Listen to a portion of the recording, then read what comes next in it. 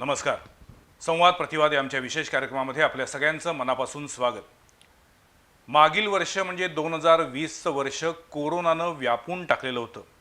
कोरोनामुळं किती नुकसान झालं, कशा पद्धतीनं नुकसान झालं हे नव्यानं सांगायची गरज नाही आहे.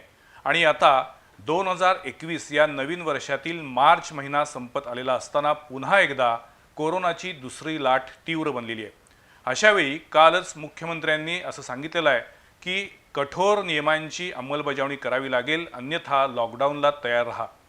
पुन्हा एकदा लॉकडाऊन जर आला तर तो नक्कीच परवडणारा नाही आहे. कुणालाच लॉकडाऊन नको आहे, पण ज्या पद्धतीनं कोरोनाचे पेशंटची संख्या वाढतीये ती गती बघितल्यानंतर प्रचंड भीती वाटते. गेल्या वर्षी जुलै, ऑगस्ट आणि सप्टेंबर या 3 महिन्यामध्ये कोल्हापूर जिल्ह्यात कोरोनाचा कहर झालेला होता आणि आता मार्च महिन्यामध्ये पुन्हा एकदा हीच परिस्थिती निर्माण झालेली आहे. कारण कोल्हापूर सोडून त्या मानानं कोल्हापूरची परिस्थिती बऱ्यापैकी नियंत्रणात आहे, पण उर्वरित महाराष्ट्रामध्ये अनेक जिल्हे हे कोरोनाचे हॉटस्पॉट बनलेले आहेत आणि संपूर्ण देशामध्ये सर्वाधिक कोरोना रुग्ण महाराष्ट्रात सापडत आहेत.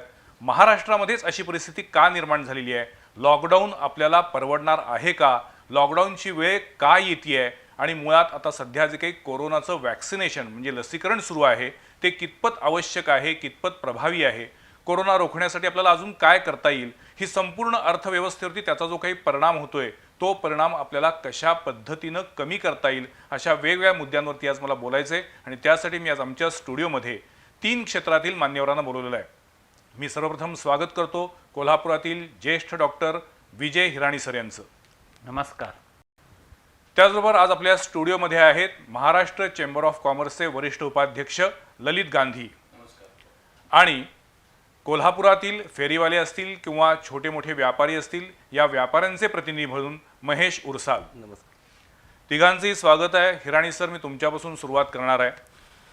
तुम्ही स्वतः चेहऱ्यावरती मास्क घालूनच या एपिसोडची सुरुवात केलीत. मास्क घातला पाहिजे याबद्दल दुमत नाही, पण मला तुम्हाला विचारायचं आहे की मास्क हा कोरोना रोखण्यासाठी, कोरोनाचा विषाणू तुमच्या नाकात किंवा तोंडात जाऊ नये याच्यासाठी सर्वात प्रभावी ठरू शकतो का?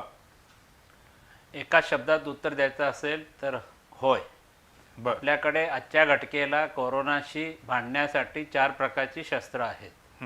एक आहे मास्क, दुसरा आहे सोशल डिस्टन्सिंग म्हणजे अंतर ठेवणे, तिसरा आहे सॅनिटायझर वापरणे आणि चौथा आहे लसीकरण. जर तुम्ही मला विचाराल क्रमानं सगळ्यात जास्त इफेक्टिव्ह काय आहे तर प्राधान्य मी देईन मास्कला, ना की लसीकरणाला.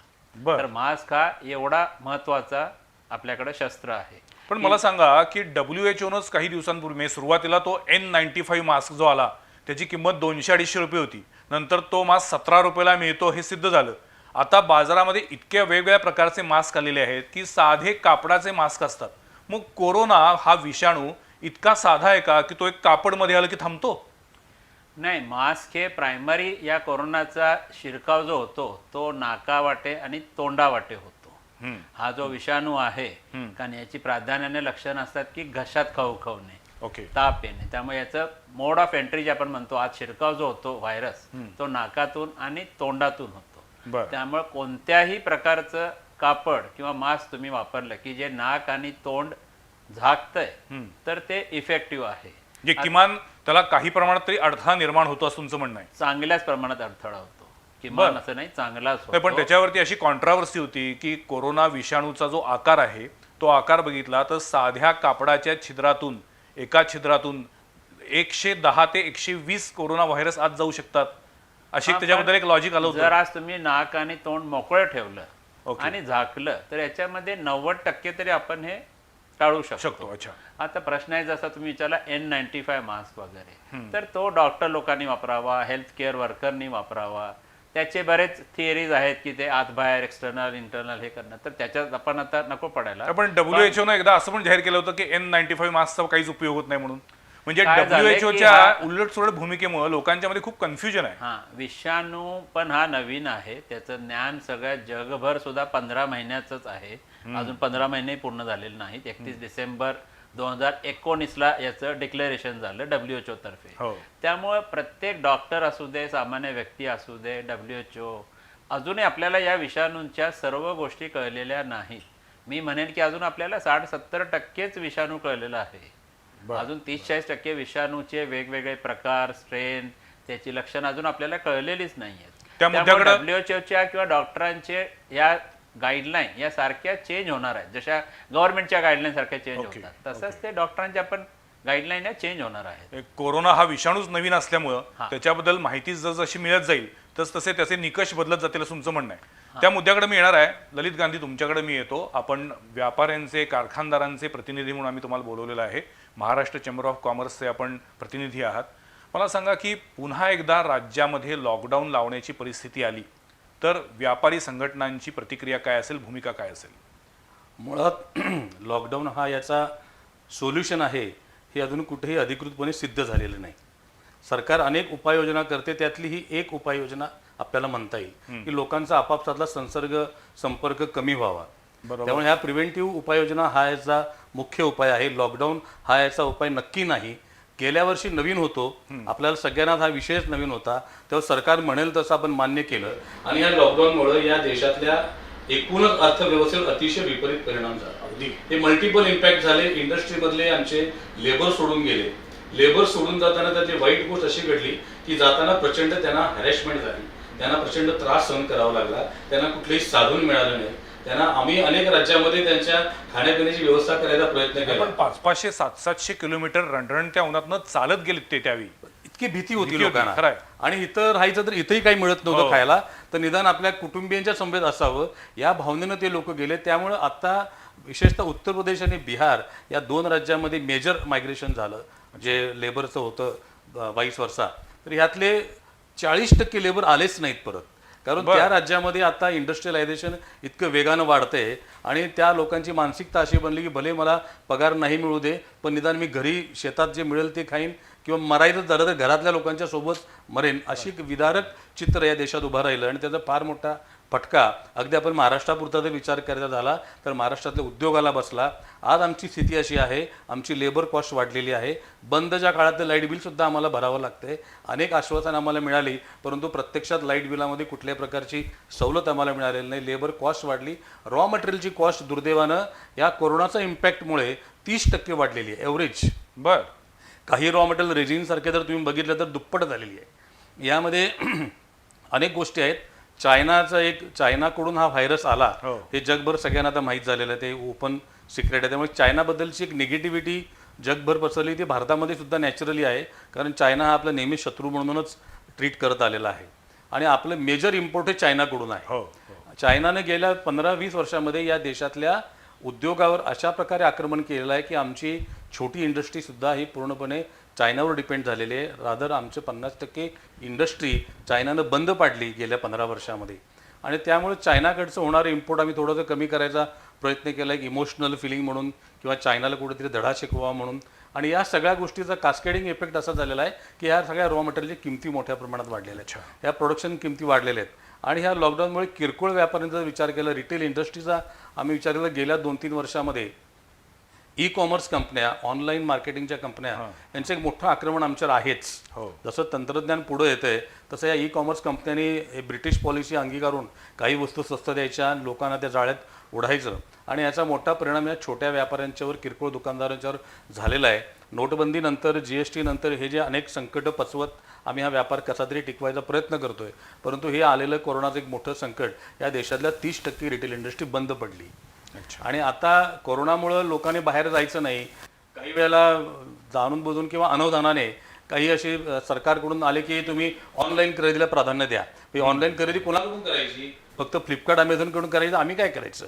या देशातल्या 8 कोटी किरकोळ व्यापारी, ज्याच्यावर अवलंबून असलेले दुसरी 20 कोटी लोक, हे 30-35 कोटी लोकांच्या उदरनिर्वाहाचा प्रश्न निर्माण होईल अशी परिस्थिती या कोरोनाच्या लॉकडाऊनमुळे निर्माण होऊ शकते. पण सरकार वारंवार सांगते की आम्हाला लॉकडाऊन लावायची इच्छा नाहीये, पण आता ज्या पद्धतीनं कोरोनाची रुग्णसंख्या वाढतीये, त्याचा जो वेग आहे तो बघितल्यानंतर लॉकडाऊन शिवाय पर्याय नाही अशी परिस्थिती आहे. म्हणून पुन्हा एकदा लॉकडाऊन लावावा लागेल, त्यासाठी तयार राहा असं मुख्यमंत्री म्हणतायत. महेशजी, मी तुम्हाला विचारतो की सातत्यानं अशी टीका होतीये की सरकार सांगते, मगाशी सरांनी सांगितलं त्यानुसार, डॉक्टरांनी सांगितलं त्यानुसार, मास्कचा वापर करा, सॅनिटायझरचा वापर करा आणि सोशल डिस्टन्सिंग ठेवा, पण याचं पालन केलं जात नाहीये.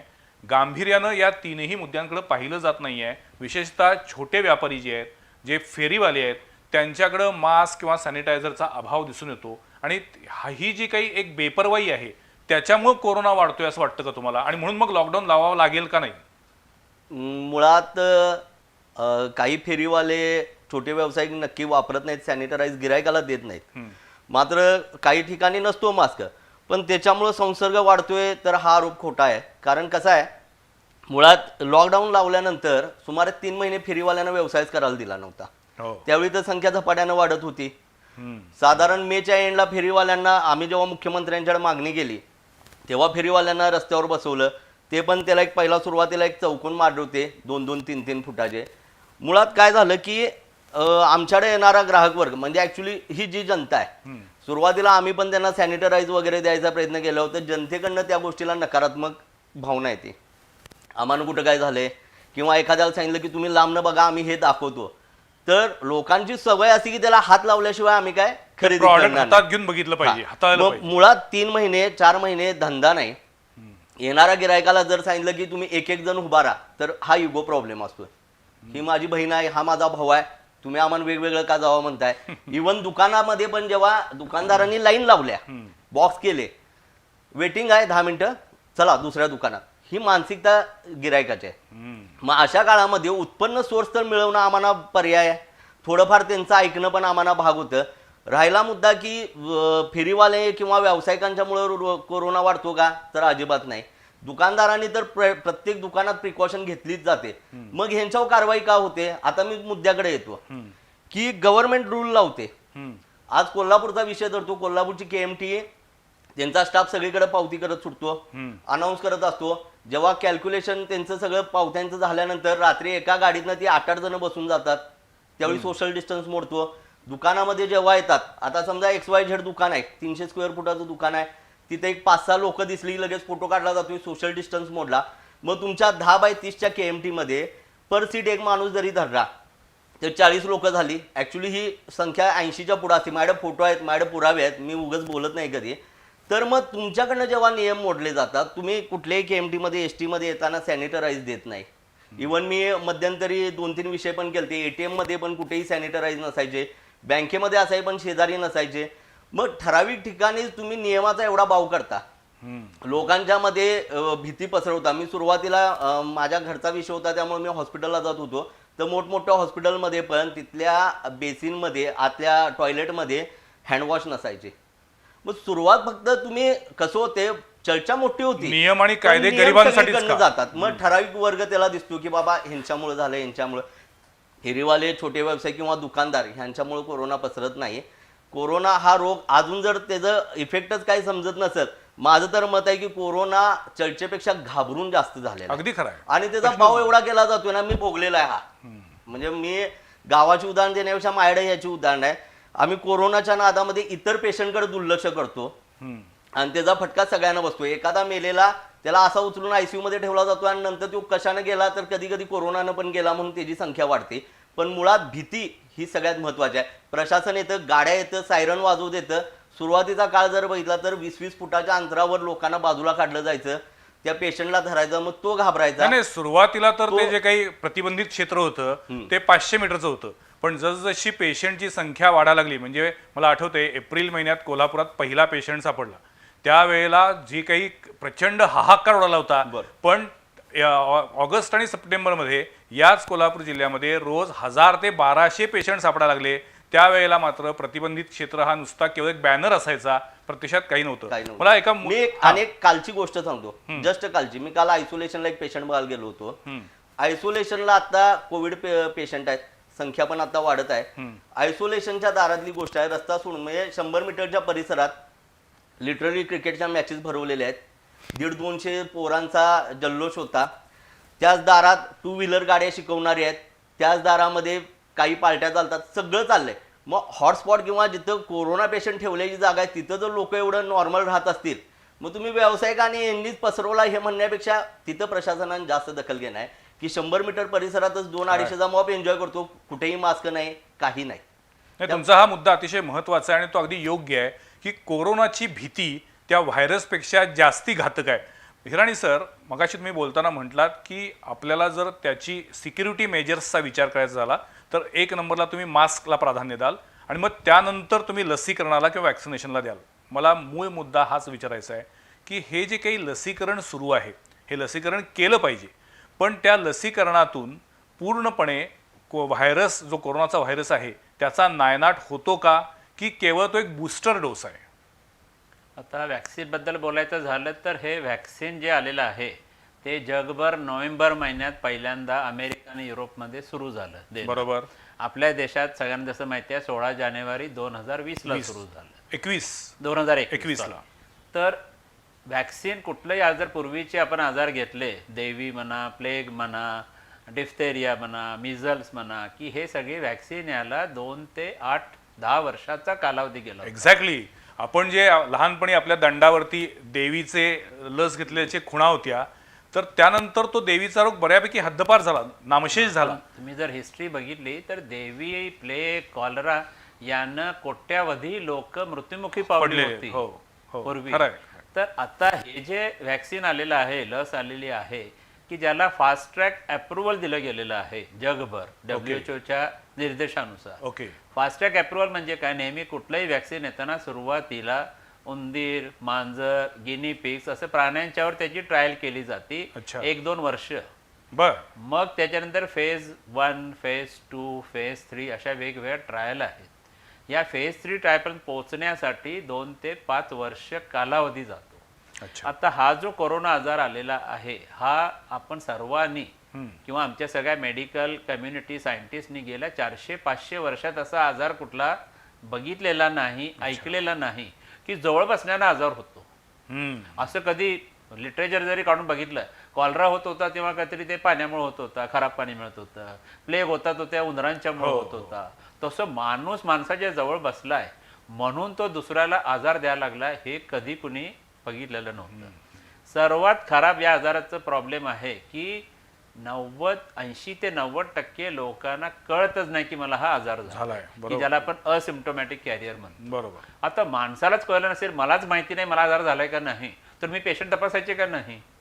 खरं आहे. मग मी किती वेळा टेस्ट करत राहायची दवाखान्यात जातोय तर? बरोबर. तर ही सगळी प्रश्न अनुत्तरित आहेत.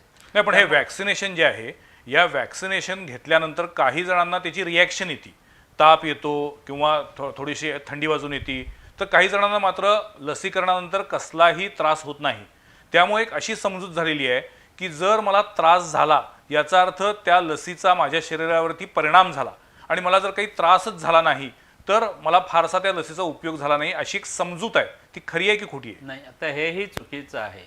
लस म्हणजे काय असतं की हा जो व्हायरस असतो त्याची कमी प्रमाणात मात्रा की ज्याला आम्ही म्हणतो अटेन्युएशन, हे करून तो आपण डोस दिला जातो. लोहा लोहे को काटताय म्हणतात तसं. तर तुम्ही तो सौम्य प्रमाणात व्हायरस शरीरात सोडायचा की तुमची शरीरातली जी प्रतिकार शक्ती असते, आम्ही टी सेल म्हणतो किंवा अँटीबॉडीज म्हणतो, की ते त्या बॉडीमध्ये तयार होतं.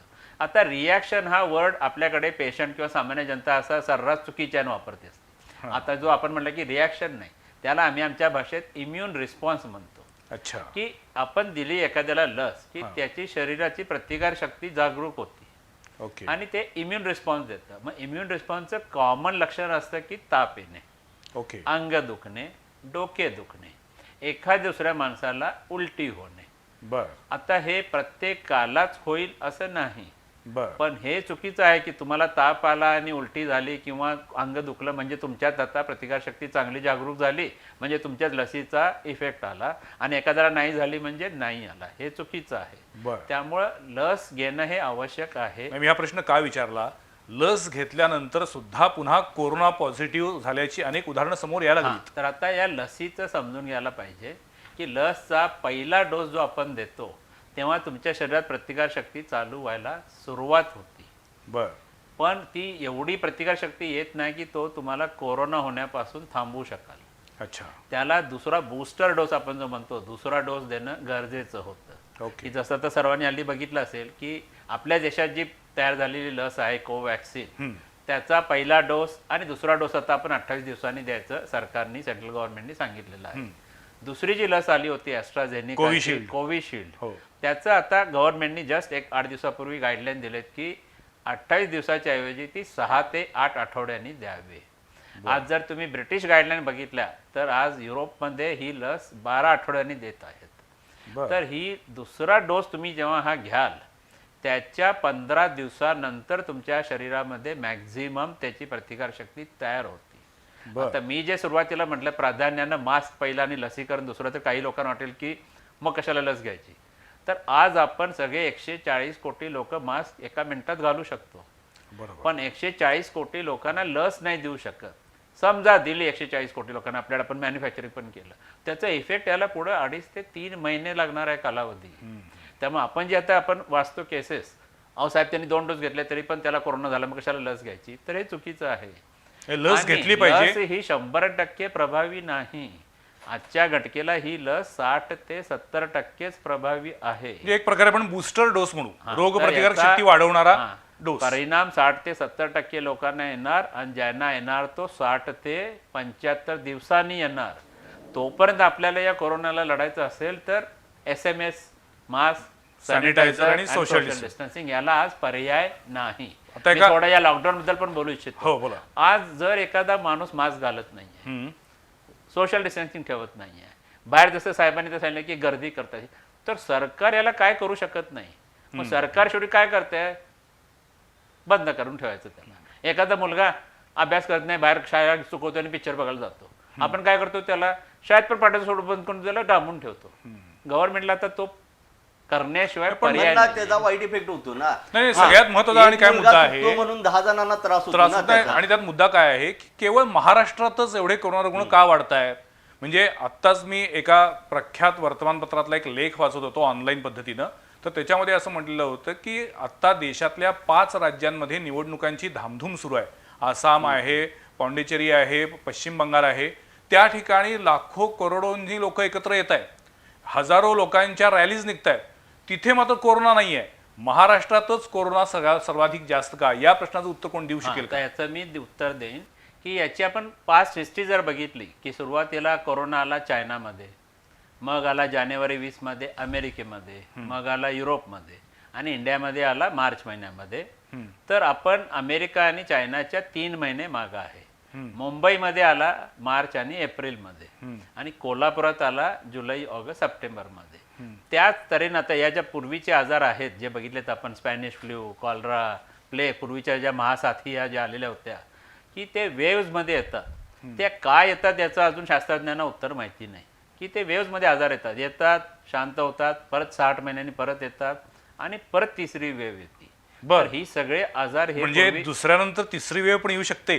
तिसरी वेव्ह ऑलरेडी डिक्लेअर केलेली आहे. इटली, जर्मनी आणि UK मध्ये आता जे चालू आहे. पण सर आम्हाला दुसऱ्या लाटेनच एवढा त्रास दिला आहे, तर तिसरी लाट आली तर काय, पहिल्या लाटेपेक्षा दुसरी लाट ही अधिक घातक आहे असं म्हटलं जातं, ते खरं आहे का? आता ही घातक म्हणजे याचा स्ट्रेन बदलला. आता जो विषाणूचा स्ट्रेन आलेला आहे तो जास्त इन्फेक्टिव्ह आहे. म्हणजे पहिला जो स्ट्रेन होता, जर 4 माणसं बसली एका गाडीत तर आणि एकाला पॉझिटिव्ह असेल तर तो एकाला देत होता. आता तो 3घांना पण द्यावा लागलाय, एवढा तो इन्फेक्टिव्ह आहे त्याचा. म्हणजे त्यामुळं आता जे हे कोरोना मेन वाढायचं कारण जे आहे की लोक बिनधास्तपणे एका गाडीत AC मध्ये 4 फिरणे, लग्न समारंभात एका बँक्वेट हॉलमध्ये 200-200 बसणे, गोवामध्ये जायचं, महाबळेश्वरला जायचं, पबमध्ये करणं. तर हा व्हायरस आता सिद्ध झाला या दुसऱ्या साथीचा, आपल्या दुसऱ्या लाटेचा आपल्या देशात. जर तुम्ही एअर कंडिशनमध्ये क्लोज चेंबरमध्ये तासापेक्षा जास्त थांबला, तिथं एक जरी पॉझिटिव्ह असेल तर तो आजूबाजूच्या माणसांच्या 90 ते 95% लोकांना हा आजार द्यायला लागलाय. आता प्रॉब्लेम हा आहे की आज आपण इन्फेक्शनचा रेट बघावा का कॉम्प्लिकेशन आणि मरणाचा रेट बघावा. तर मला वाटते की इन्फेक्शन तर वाढायला लागलेलं आहे.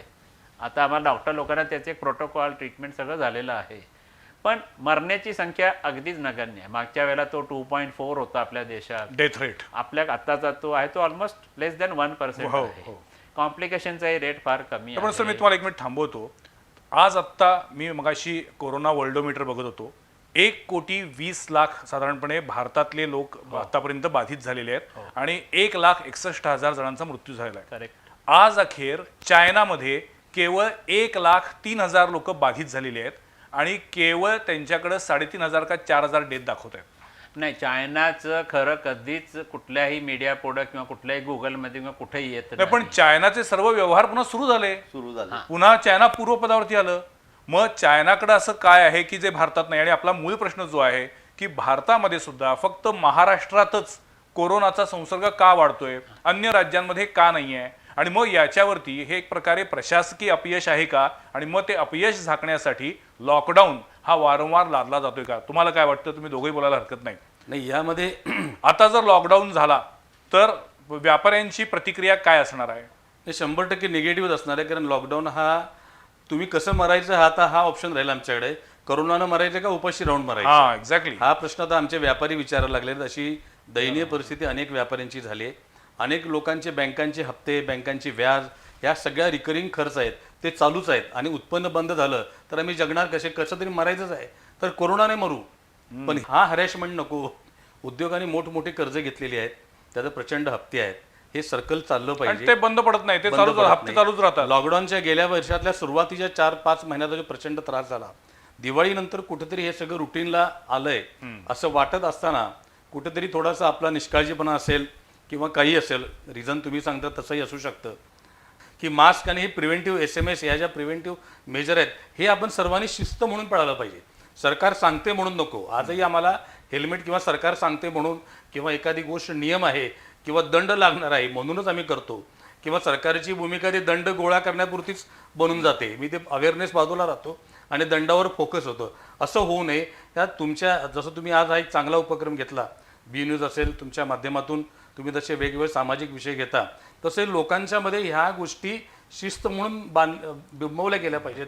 नाही, पण मला यासाठी असं आपण वाटतं की सगळ्यांनी आता प्रबोधन करणं खूप गरजेचं झालेलं आहे. म्हणजे आता मास्क वापरा, सॅनिटायझर वापरा, सोशल डिस्टन्स ठेवा, हे सांगायची गरज नाही, ते सगळ्यांना माहिती आहे. पण प्रत्यक्षात प्रॅक्टिकली तसं होत नाही आहे. पण पुन्हा मगाचा जो मुद्दा आहे की चायनामध्ये जर कोरोना रोखला जातोय, तिथलं जनजीवन जर पुन्हा पूर्वपदावरती येतंय, तर मग भारतामध्ये काय येत नाही आहे? आज संपूर्ण जगामध्ये कोरोनाच्या दृष्टीनं भारत 3ऱ्या क्रमांकावरती आहे. अमेरिकेमध्ये जवळपास 3 कोटी लोक आतापर्यंत बाधित झालेत. भारतामध्ये 1,20,00,000 बाधित झालेले आहेत. आणि इथून पुढच्या कालावधीमध्ये जर दुसरी लाट अधिक सक्रिय झाली, ज्याची भीती आहे, तर ही रुग्णसंख्येची आकडेवारी झपाट्यानं वाढेल, दुप्पट तिप्पट होईल अशी भीती आहे. तर या भीतीमध्ये कितपत तथ्य आहे? म्हणजे कोरोना बाधित होत आहेत पण ते बरे पण होत आहेत. सो तुम्हाला असं वाटतं का की हा दुसरा जो आता व्हायरस आलेला आहे, म्हणजे कोरोनाची दुसरी लाट जी आलेली आहे, त्याच्यामधला जो स्ट्रेन आहे हा जास्ती डेथ रेट नेणार आहे की कमी करणार आहे? नाही, डेथ रेट फारच कमी आहे या हा, आता तुम्ही म्हणालात तसं. व्हायरसचा. आणि पण हा आता आपल्याला 4-8 स्ट्रेन कळले. मला खात्री आहे की असे 100 किंवा हजारो स्ट्रेन आपल्याला पुढच्या 1 वर्षात दिसणार आहे. बापरे.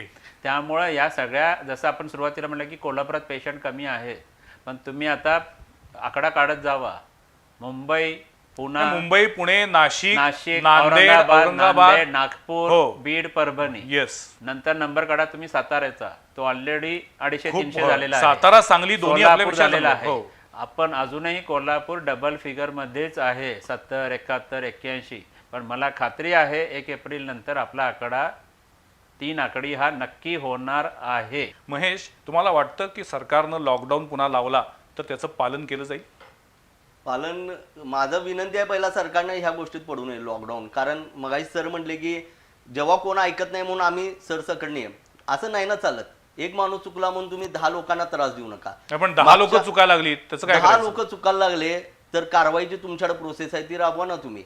जर एखादा व्यवसाय तुम्ही सांगितले, आता परवाच नियम काढले की 3 वेळा आम्ही सांगणार, 4थ्यांदा दुकान बंद करणार, ते अंमलबजावणी करा.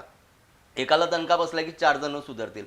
पण परिस्थिती एवढी गंभीर आहे की मागच्या वर्षीचा पूर, तसं जर बघायला तर आपण 5 वर्ष वेगवेगळ्या गोष्टी भोगलेल्या आहेत. आणि हा कोरोना, हे सलग 5 वर्षात घडलेल्या गोष्टी पाहताना उत्पन्नाचं साधन तर कमी व्हायले, बचत होत नाही. या व्यतिरिक्त लोकांच्याकडनं घेतलेली कर्ज, आज फेरीवालेच नाही, असे बरेच लोक आहेत की ज्यांनी ह्या कोरोनाच्या काळात मायक्रो फायनान्सकडनं कर्ज घेतलेले आहेत.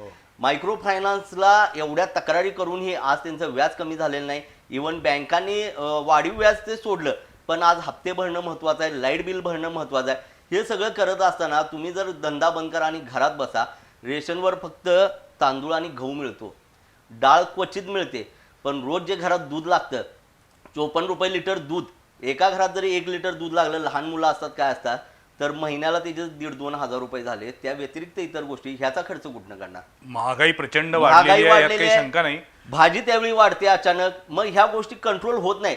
एक समज असते की लोकांना जर तुम्ही नियम लावले ठीक आहे, नियमाच्या बाहेर जाणाऱ्यावर कारवाई करा. पण जेव्हा आम्ही रस्त्यावर जातो व्यवसाय करायला, एक मनात असते 50, 100, 200 आज जे मिळवू खर्च करतो निवांत. पण घरात बसून जर उत्पन्नच काय मिळवलं नाही तर डोकं बाद व्हायला लागतं. 3-3 महिने घरात बसल्यानंतर 4थ्या महिन्यात जेव्हा रस्त्यावर आलो तर 2 तासात घरी जायची इच्छा सगळ्यांची झाली. आज तसं पाहायला गेलं तर काम चुकारपणा वाढल्याचा एक परिणाम हळूहळू दिसेल. पैशासाठी राबायचं, पण दुसरी बाजू अशी वाटते की राबून पुन्हा काय करणार आहे, हे काम नको ते काम नको, जाईल तिथं अडचणी एवढ्या वाढायला लागल्यात. मग तुमच्याकडे सावकारांची देणी, मायक्रो फायनान्सची बँके, मग त्यापेक्षा आमच्याकडे काहीच नाही म्हणायचं आणि गप बसायचं. माणसं कोरोनानं मरण्यापेक्षा आत्महत्या किंवा एकमेकांना मारून मरतील. हे लॉकडाऊन त्यापेक्षा न लागलेला बरा. राहिला विषय, एक 2-3 गंभीर गोष्टी सांगतो त्या काळातल्या लॉकडाऊनच्या. अचानक हे बा सरकार नियम टाकतं बरोबर आहे, खाली संख्या मोठ्या प्रमाणात, तुम्ही अचानक एखादी गोष्ट बंद करताय. आता कालपासून 8 वाजता बंद. 8 बंद म्हटलं की 7:45 पासून जी गर्दी व्हायला चालू होती 8 वाजेपर्यंत बंद. मग त्याच टायमिंगला तो स्टाफ बाहेर पडतो, वर्कर बाहेर पडतात, मग ते जाता गर्दी. हा 1 तासाचा पिरियड त्या गर्दीला वाढतो. तुम्ही जर त्या टायमिंगची छेडछाड न करता जर चालू ठेवलं तर लोक निवांत. रिकाम टेकडी माणसं तुम्ही लॉकडाऊन लावला तरी फिरणार, ती समाजाला उपद्व्याप करणार. पण त्यांना तुम्ही रोखण्यासाठी इतर लोकांना त्रास देणं योग्य नाही. पेट्रोल मागच्याला अचानक बंद झालं. डिलिव्हरीला जाणाऱ्यांना गाड्या मिळत नव्हत्या, ॲम्ब्युलन्स, कारण कोरोनामध्ये सगळ्या अडकलेल्या होत्या. एखाद्यानं रिक्षा काढली तर ती रिक्षा अडवली जायची. एक तर 2-3 गोष्टी अशा घातल्या की गावात नाही यायचं, पेट्रोल मिळत नाही, पेट्रोल पंपवाला सांगतोय सरकारनं आम्हाला सांगितलं द्यायचं नाही कुणा. पेशंट आहे सोबत, त्यांचं काय करायचं? मग आमच्याकडे एक गोष्ट पेशंट असेल तर पेट्रोल देत होते, नाही दिलेले. माझ्या अशा तक्रारी बऱ्याच आलेल्या आहेत. तिथं जाऊन भांडायचं. बरं, उठसूट आपण सगळीकडे जाऊन भांडू शकत नाही. मी नुसतं व्यवसाय नाही करत, मी इतर गोष्टीत पण असतो. त्यामुळे मी बघितलेल्या ह्या गोष्टी आहेत. सरकारकडनं नियमावली जारी केली जाते, अधिकारी भेटतात, पण अधिकारी तिथंपर्यंत निरोप दिवस तोपर्यंत खूप यंत्रणा गेलेली असते वाया. सगळेजण म्हणतात आमच्याकडे हे काम दिले, आमच्याकडे ते काम दिले. करणार कोण काम? मग लोकांचा रोष वाढणार, आणि रोष वाढला की आता जे नियम आहेत की सरकारी कार्यालयामध्ये 50% उपस्थिती, खासगी आस्थापनामध्ये 50% उपस्थिती, या सगळ्याचा परिणाम कार्यक्षमतेवरती प्रचंड होणार आहे. ओव्हरऑल जी प्रॉडक्टिव्हिटी आहे ती 50%वरती आली तर हे सगळं अर्थचक्र कसं सुरळीत चालू राहील हा मोठा प्रश्न आहे. लॉकडाऊन परवडणारा नाही हे सगळ्यांना मान्य आहे, सरकार पण मान्य करते, पण आता दुसरा पर्याय दिसत नाहीये. लॉकडाऊन शिवाय दुसरा पर्याय दिसत नाहीये, म्हणून नाईलाजानं लॉकडाऊन झाल्यानं सॉल्व्ह कुठं होणार आहे हा तर त्याच्या पुढचा यात असं एक छोटी गोष्ट, मी काल 8 वाजता बंद केले का? हो, 8 वाजता. आता सरकारचा जो अध्यादेश निघालाय परवा दिवशी, त्यामध्ये कुठेही दुकानांसाठी नाही येतो. तो मॉल्स, रेस्टॉरंट्स, सिनेमागृह यांनी 8 वाजता बंद करायचे. बाकीच्यासाठी जमावबंदी आहे, संचारबंदी नाही. बरोबर, जमावबंदी आहे. मग काल 8 वाजता पोलिसांनी दुकानं बंद करायला लावली. हे नेमकं काय समजायचं आम्ही? हा अध्यादेश वाचायला पाहिजे ना तुम्ही. अध्यादेश, हा प्रशासनाकडनं काही गोष्टी अशा घडवल्या जातात की त्यांना पण त्याचं नॉलेज नसतं, आणि प्रश्न विचारले की राग येतो. मी मागच्याला दुकानं चालू करताना लिटरली, म्हणजे मी जबाबदारीने बोलतो, मला कुणाच्या भावना नाही दुखवायच्या. कोविड योद्धेच आहेत सगळे, सरकारी असून देत, सरकारी कर्मचारी, सगळ्यांना मान सन्मान देऊन बोलतो. पण दुकान लावताना जेव्हा बंद करायला आली तेव्हा मी त्यांना एकच शब्द विचारला, साहेब 4 महिने ही लोक घरात आहेत, आज उत्पन्नाचं साधन नाही, खिशात पैसे नाही, तुम्ही राबताय, नाही आम्हाला राबायला लागते, मान्य आहे, पण तुम्ही राबताय हे तुमचं कर्तव्य पण आहे, तसं तुम्हाला त्याचा पगार पण येतो, तुम्हाला ओव्हर टाइम मिळेल, उद्या तुम्हाला काय झालं तर तुम्हाला इन्शुरन्स मिळतील, पेन्शन मिळतील, आम्हाला काही मिळत नाही. त्यामुळे ही भावना बघा, तुम्ही जे तुम्हाला सगळे वेतन आहेत, सगळे आहेत, आम्हाला काही नाही, म्हणून तर त्यातनं वर गेलो की आम्ही तुम्हाला इन्कम टॅक्स म्हणून तर यावर्षी दिवाळीच्या वेळेला उत्तम बिझनेस झाला. इलेक्ट्रॉनिक मार्केट असेल किंवा कापड मार्केट असेल, भरपूर बिझनेस झाला. कारण लॉकडाऊन जरी असला तरी जे पगारदार लोक आहेत त्यांचा पगार सुरू होता, त्यामुळे एक प्रकारे त्यांचं सेव्हिंग झालं. कारण 6 महिने पिक्चरला जाता आलं नाही, कुठे फिरायला जाता आलं नाही, हॉटेल बंद, त्यामुळे त्यांचे पैसे वाचले. महिन्याचा पगार मात्र येतोय, पण ज्यांचं हातावरचं पोट आहे, ज्यांचा व्यवसाय आहे, जो व्यवसाय बंद झालेला आहे, त्यांनी काय करायचं? त्यामुळे आता महेश म्हणे ते खरं आहे, मोदींनी जी 10,000 रुपये कर्ज योजना दिली ना, खूप चांगली होती, मात्र त्याचं पूर्तता व्हायला 3-3 महिने गेले. कारण महापालिकेने चांगली योजना राबवली, मात्र बँकांच्याकडनं अडवणूक व्हायला लागली. इव्हन बँकांनी त्याला 10,000 साठी गॅरंटर मागायला चालू केले, मग ते प्रत्येक बैठक घेत 3 महिने ओलांडले. मग 10,000 रुपयाला 3-3, 4-4 महिने लागल्यानंतर व्यवसाय कधी चालू करणार? मग तसं पाहिजे 10,000 मध्ये येते तरी काय? यात असं कसं झालं, 4 बुट्टे आल्या, अशा प्रकारची अडवणूक सगळ्या व्यापाऱ्यांची होते. आता जर छोटे व्यापारी ज्याचं कॅपिटल लाखभर रुपये आहे, त्याच्या रोटेशनमध्ये तो धंदा करतो आणि घर खर्च चालवतो, हे 6 महिने दुकानं ज्यावेळी बंद पडली ते हा सगळं कॅपिटल त्याचं घर खर्चच संपलं, ते रोटेशन थांबलं, त्याला धंदा बंद पडला. आज ते लोक बेरोजगार झालेत, त्यांना कुठेही नोकरी मिळत नाही आणि नवीन धंद्याला कॅपिटल मिळत नाही. अशा एक दुष्ट चक्रामध्ये ही संख्या कोट्यावधी आहे. नाही, मला जो मूळ प्रश्न होता त्या मूळ प्रश्नाचं उत्तर कोणीही स्पष्टपणे देत नाही आहे. प्रशासनातले अधिकारी देत नाहीत, राजकीय नेते देत नाही आहेत. महाराष्ट्रातच कोरोनाची एवढी वाटचाल वेगानं का होतीये? अन्य राज्यांमध्ये कोरोना एवढा का झपाट्यानं वाढत नाही जेवढा महाराष्ट्रात वाढतोय? त्याचं एक कारण सांगितलं जातं की महाराष्ट्रामध्ये नागरिकीकरण जास्त आहे. तर आपल्या एवढंच नागरिकीकरण तामिळनाडूचं पण आहे. केरळमध्ये सगळ्यात जास्त परदेशातल्या फ्लाईट ये जा करत असतात, तामिळनाडूमध्ये येत असतात. कोलकाता हे सुद्धा मुंबई इतकंच बिझी एअरपोर्ट आहे. मग तिथे जर कोरोनाचे पेशंट त्या एवढ्या वेगानं वाढत नसतील तर केवळ महाराष्ट्रातच का? आणि ज्या राज्यांमध्ये निवडणूक असते तिथे कोरोना असत नाही. आणि मी एक सांगू इच्छेन, तुम्ही जर आता टेस्टचं प्रमाण बघितलं की जे जवळजवळ 12-13 लाख एव्हरी डे गेलं होतं पीकच्या काळात पूर्वीच्या, की जे आता मध्ये 6 लाखापर्यंत खाली गेलं होतं, आता परत ते 8 ते 10 लाखावर आलेलं आहे. तुमच्या म्हणण्यानुसार अन्य राज्यांमध्ये टेस्टिंग कमी आहे. हा, तर तो सुद्धा आकडा येतो प्रत्येक राज्यात. हो, पण मी त्या प्रमाणातच एक्झॅक्टली मी तेच म्हणतो, या टक्केवारीचा विचार करायला पाहिजे. जसं आपण डेन्सिटी म्हणतो तशा पद्धतीनं एकूण लोकसंख्येच्या टेस्ट जास्त केल्या जातात म्हणून तुम्ही जास्त सापडतात. पण मग सर तुमच्याच लॉजिकनुसार कोल्हापुरामध्ये टेस्ट कमी होतात म्हणून पेशंट कमी सापडतायत का? येस, कोल्हापुरात फक्त 700 ते 1000 टेस्ट व्हायला लागलेत आणि अन्य जिल्ह्यांमध्ये साताऱ्याला 3000 व्हायला लागलेत. म्हणजे आमच्याकडे पेशंट कमी आहेत असं समजायचं कारण नाही. तुम्ही टेस्ट जर कमी करत असाल तर त्या टक्केवारी बघणं महत्त्वाचं. पण जिल्हा प्रशासन मान्य करणार नाही की कोल्हापूर जिल्ह्यामध्ये टेस्ट कमी आहेत म्हणून पेशंटची संख्या कमी आहे. हे विधान कोणी मान्य करणार नाही, ना राजकीय नेते मंडळी ना प्रशासकीय अधिकारी. आपण माझी कुटुंब माझी जबाबदारी अंतर्गत सगळा कोल्हापूर जिल्हा त्यावेळी चेकच करून घेतलेला. टेस्टिंग भले नसेल पण त्यावेळी सगळ्यांचं जाऊन थर्मल स्कॅन वगैरे केलं. त्यामुळे नाही, मला हा एक मुद्दा, थर्मल स्कॅनिंग मधनं जाणवतं कळतं की कोरोना पॉझिटिव्ह आहे का? थर्मल स्कॅनिंग फक्त माणसाला ताप आहे का नाही एवढंच आहे. कोरोनाचा काही संबंध नाही. ताप येणं हे कोरोनाचं मेन लक्षण आहे. पण आज एखाद्याला दुसऱ्याही कारणाने ताप आला तरी त्याला मॉलमध्ये सोडणार नाही. नाही, पण ताप आलेला उलट झालं, ताप आलेला नसेल, गरम होती म्हणजे ताप आला म्हणजे टेम्परेचर वाढलं, ताप आलेला नसेल आणि तरी सुद्धा जर तो कोरोना पॉझिटिव्ह असेल तर तो पुन्हा इतरांना संसर्ग वाढवू शकतो ना. हे एक प्रकारचे जस्ट त्यांच्या हातात एक आयुध त्यांनी दिले की बाबा ताप त्या आयुधाचे गैरव्यवहार जास्त वाढलेत ना, लोक भ्यायला लागलेत. टेम्परेचर गन मधून खरोखरच काही कळत नाही. या विषयावरती मी एक मुद्दा मांडतो की महाराष्ट्रात का वाढते किंवा काय. म्हणजे मी स्पष्ट बोलतो की असं पण असेल की काही गोष्टी जर तुम्हाला भांडायच्या असतील, काही विचारायच्या असतील तर लॉकडाऊन लावला की सोपं पडते की कार्यकर्त्यांनी घरात बसावे, रस्त्यावर येऊ नये, काही प्रश्नांची उत्तरं मिळत नाहीत. मी स्वतः ज्यावेळी लॉकडाऊन सुरुवातीला लागला 2-3 महिने आम्हाला सामाजिक कार्य करत असून पण महापालिका किंवा जिल्हाधिकारी कार्यालयातनं कधीही एक लेटर मिळालं नाही की तुम्ही इथं या. कारण महापुरात आम्ही जे काम केलं होतं आमची मागणी होती जर जिथं तुम्हाला कंट्रोल होत नसेल आम्हाला सांगा, आम्ही येतो. पण जाणून बुजून आम्हाला बोलवलं गेलं नाही. असं असेल की आम्ही प्रश्न विचारतो, आम्हाला काही गोष्टींची उत्तरं लागतात. काही दिवसांपूर्वी बाबा इंदुलकरने ते सांगितलं होतं की ती जी मुखपट्टी आहे ती मुखपट्टी म्हणजे सरकारचं असं म्हणणं आहे की गप्प बसायचं, काही विचारायचं नाही.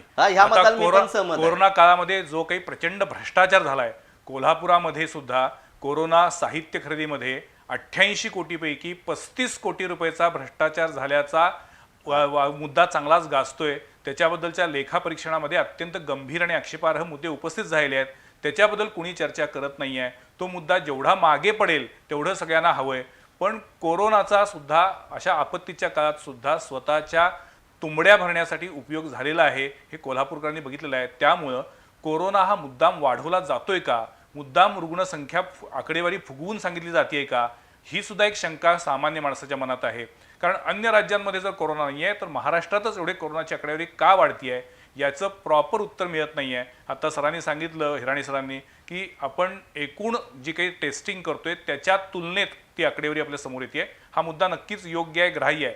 पण मग अन्य राज्यांमध्ये टेस्टिंग कमी आहे आणि महाराष्ट्रात सर्वाधिक टेस्टिंग आहे असं जर असेल तर त्याचा एकदा पुन्हा नव्यानं अभ्यास करावा लागेल. पण मला तसं माझा वेळ संपत चालला. मला शेवटी तुम्हाला एवढंच विचारायचं आहे की सध्याच्या काळामध्ये ज्या माणसांनी लसीकरण करून घेतलेलं आहे त्यांनी काही स्पेसिफिक पथ्य पाळणं आवश्यक असतं का?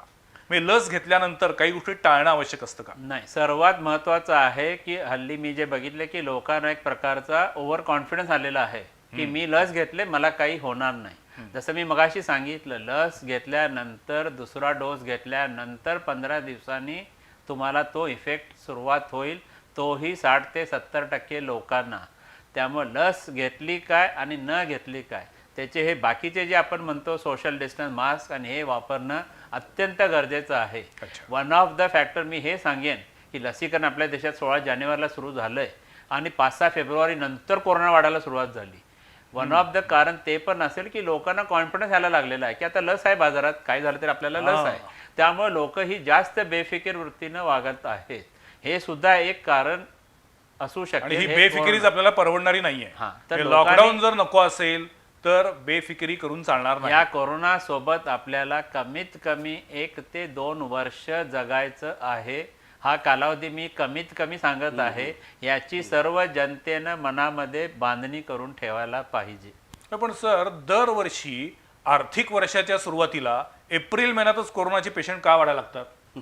ही एक शंका आहे. आणि पूर्वी तर म्हणायचे की उन्हाळ्यामध्ये जिथं जास्त टेम्परेचर आहे तिथं हा व्हायरस जो आहे तो निष्प्रभ होतो आणि जिथे थंड हवामान किंवा जिथे ह्युमिडिटी जास्त आहे, आर्द्रता जास्त आहे, तिथे तो जास्ती ऍक्टिव्ह होतो. पण मग आता ऐन उन्हाळ्यामध्ये ते सुद्धा विदर्भ मराठवाड्यामध्ये सुद्धा कोरोनाच्या व्हायरसची संख्या वाढत चाललेली आहे. त्याचं काही लॉजिक आहे का? मागच्या वेळेला हे तर आता WHO क्लिअर केलंय की टेम्परेचरचा या कोरोना व्हायरसवर काहीही परिणाम होत नाही. मुळात मागच्या WHO वेळेला- आता लोकांचा विश्वास राहिला नाही. हा तोही आहे, पण मे जून जेव्हा एवढा पण WHO ने इतक्या कॉन्ट्राव्हर्शियल विधानं केली आहेत आतापर्यंत. कधी N5 मास्क वापरा म्हणतात, कधी N5 मास्कचा उपयोग होत नाही म्हणून सांगतात. आणि एक पॉझिटिव्ह टेस्ट गव्हर्नमेंट अप्रुव्हल असेल तर तो पॉझिटिव्ह धराय, पण HRCT शासन HRCT ग्राह्य करत नाही, खाजगी डॉक्टर गव्हर्नमेंट रिपोर्ट मान्य करत नाही. HRCT मग मगाशी जो विषय झाला आपला, टेस्टिंग कमी होती, तर बऱ्याचशा जणांचे HRCT काढतात, ती टेस्टला जात नाहीत आणि HRCTवर ट्रीटमेंट चालू असते. कारण HRCT गव्हर्नमेंट मान्य करत नाही आणि खाजगी डॉक्टर बऱ्यापैकी गव्हर्नमेंटचा रिपोर्ट मान्य करत नाही, ते HRCT म्हणतात. याच महाराष्ट्रामध्ये अशा पण केसेस आलेल्या आहेत की जे पॉझिटिव्ह रिपोर्ट होते ते सुद्धा खरे नव्हते. बरोबर. त्यामुळे कोविड टेस्ट बद्दल सुद्धा प्रश्नचिन्ह निर्माण झालंय. आपल्याला निगेटिव्ह विचार करायचा नाहीये, पॉझिटिव्ह विचार करायचा आहे. याचा अर्थ कसा आहे की आपल्याकडे संख्याचा जो विषय आहे की आमच्या टेस्ट होतात का नाहीत, तर हे त्यातलं कारण आहे. आपण त्याबद्दल निगेटिव्ह नाही बोलत, पण ह्या दोन गोष्टी आहेत, ह्याची कुठेतरी तडजोड व्हायला पाहिजे ना. HRCT आणखीन HRCT तुम्ही आज मला विचाराल तर कोरोना व्हायरसचं टेस्टिंग आणि त्याच्यावरचं व्हॅक्सिन या सर्वांचं नॉलेज आपलं अजूनही फार अपुरं आहे.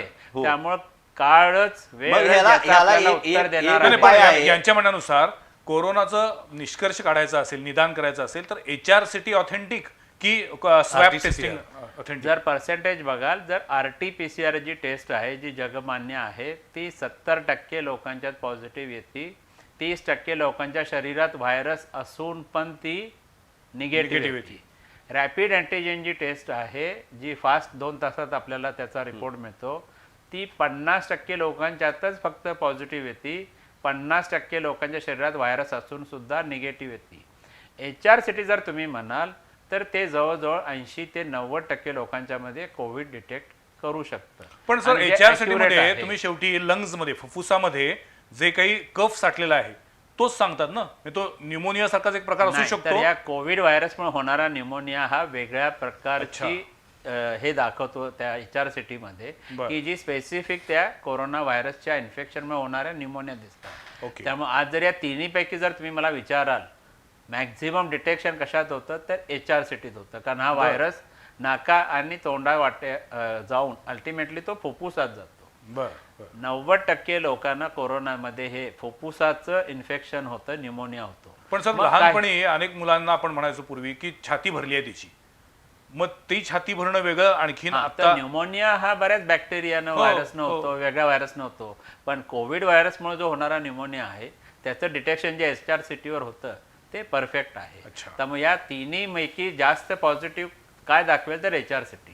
पण आजच्या घटकेला जे केस गव्हर्नमेंटची जी संख्या येते ती RT-PCR आणि अँटीजेनची आहे. बरोबर. आता मध्ये आपण वाचलं अँटीजेन पण कमीच आहे, RT-PCR मोस्टली तर हा 50% आणि 70%चा फरक आहे. आता जे मध्ये झालं होतं की पूर्वी आधार कार्ड लागायचं, RT-PCR करायची, आणि ती टेस्ट पॉझिटिव्ह आली की आपोआपच ते Maharashtra state government, Kolhapur municipal corporation आणि सेंट्रल गव्हर्नमेंटकडे जायचं बिकॉज आधार होतं. हो.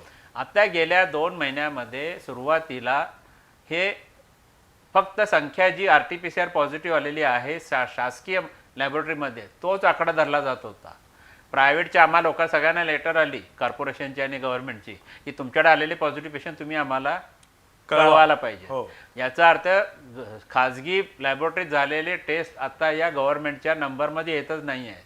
त्यामुळे खरा नंबर आज आपल्याकडे भरपूर आहे. कारण आता जवळजवळ 100 टेस्टपैकी 20 टेस्ट तरी खाजगी लॅबोरेटरी व्हायला लागलेत, 80 गव्हर्नमेंटच्या व्हायला लागलेल्या आहेत.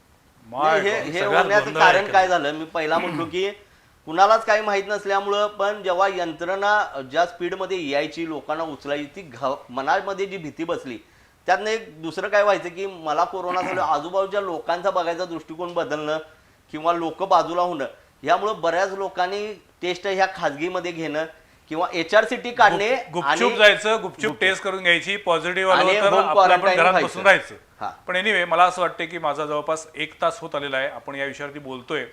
लॉकडाऊन हा कोरोना रोखण्याचा पर्याय नाही आहे, पण जर जनता बेफिकिरीनं वागू लागली तर सरकारपुढे दुसरा पर्याय असणार नाही आहे. आज या दोन्ही मान्यवरांनी सांगितलेलं आहे की लॉकडाऊनच्या काळामध्ये प्रचंड नुकसान झालं. इथून पुढच्या कालावधीमध्ये सुद्धा जर लॉकडाऊन झाला तर अर्थचक्र प्रचंड विस्कळीत होईल.